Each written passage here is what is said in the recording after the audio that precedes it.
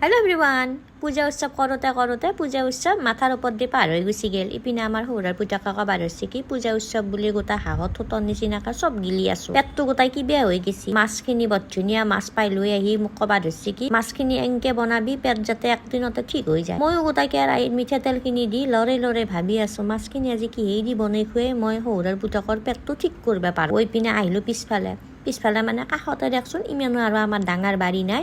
সৌৰাৰ পুতেকো যাবা ওলাইছিল এক ঠেকলে। ময়ো আৰু লগালগ বোলো সেই দুটামান পাত পাৰি দিয়া আমুৰাৰ পাতেদি মাছৰ আঞ্জা বনাই খাই পাইছি নে? ইমান ভাল লাগে খাই, ভাল মানে কি বৰ সোৱাদ লাগে। কিন্তু কি হব সেই আমুৰাৰ পাতকেইটা আনিয়ে ডাইৰেক্ট ঘৰত নোসোমাব। এই পোকাটো দেখছি নে? এই পোকা বহুত হয় আমুৰাৰ পাতত। ময়ো কি কৰিছো পাতকেইটা পাৰি আনিয়ে বাহিৰতে অলপ থপথপে দিছো। দিয়াৰ লগে এনেকে পোকা যি আছে দুই এটা ওলাই গিয়ে। লগতে অলপ কিবা লাগি আছিল সেই বেয়া পাতখিনিও পেলাই দি চৈদাটো তেতিয়া বৰ ধুনীয়া কোমল চাই পাতখিনি ললো।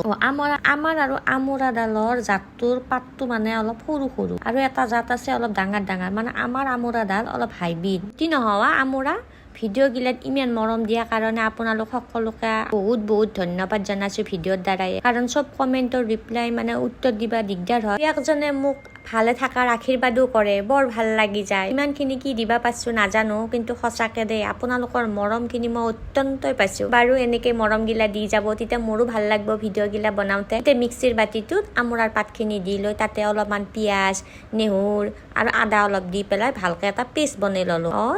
পটাটো বটি ল'ব পাৰে, মই আৰু মিক্সিৰ বাতিটোতে বটি ললো সুবিধা হবৰ কাৰণে। ইপিনে মাছখিনি ভাজা হ'ল। মাছখিনি ভাজা তেলতে এতিয়া 4টামান কালজিৰা দিছো। যদি কালজিৰা নাথাকে পাঁচফোৰণো দিবা পাৰে। শুকান জ্বালা এটা, মই পিছে শুকান জ্বালা নাছিল কাৰণে মই সেই ৰঙা জ্বালা এটাই দি দিছো, পকা জ্বালা এটা দি তাতে অলপ পিঁয়াজ লৈ ভাজি পিঁয়াজখিনি ভাজাৰ পিছতে মিক্সিৰ বাতিটোত পেষ্ট বনাই ৰখা আমুৰাৰ পাতখিনি ঢালি দিলো। এইখিনি এতিয়া অলপ সময় ভালকে ভাজিম মানে এসোপামান ভাজিব নালাগে, অলপ সময় এনে।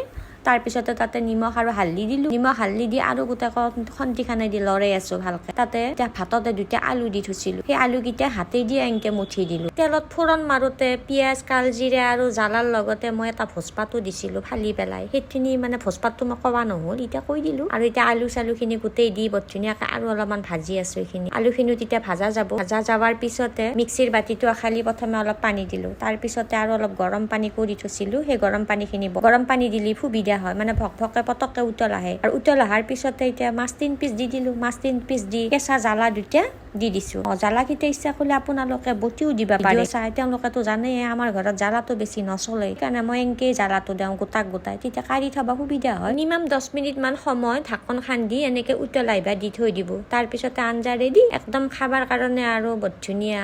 যদি খাই পোৱা নাই একবাৰ ট্ৰাই কৰি চাবচোন সঁচাকে। আৰু যদি খাই পাইছি কমেণ্ট করব কোনি খাই পাইছি। ভিডিঅ'টো আজি কেনে পালাক জনাবাক লাগি নাপাহৰব। আৰু যদি ভাল লাগছি 2-4টাকলে ঠেলা মাৰি দিব। লগ পাম দিয়ক আৰু এটা নতুন ভিডিঅ'ত। আজিকলে আইছো, বাই।